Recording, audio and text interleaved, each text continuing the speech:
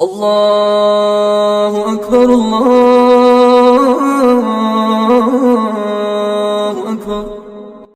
آج کی اس ویڈیو میں ہم جاننے کی کوشش کریں گے کہ جو چیزیں نچوڑنے کے قابل نہ ہو ان کے پاک کرنے کا طریقہ کیا ہے۔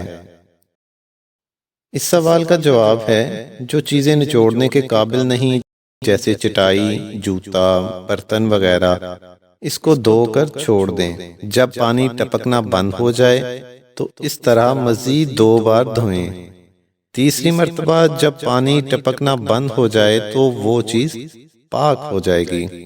اس طرح نازک کپڑا جو نچوڑنے کے قابل نہیں اسے بھی یوں ہی پاک کیا جائے گا۔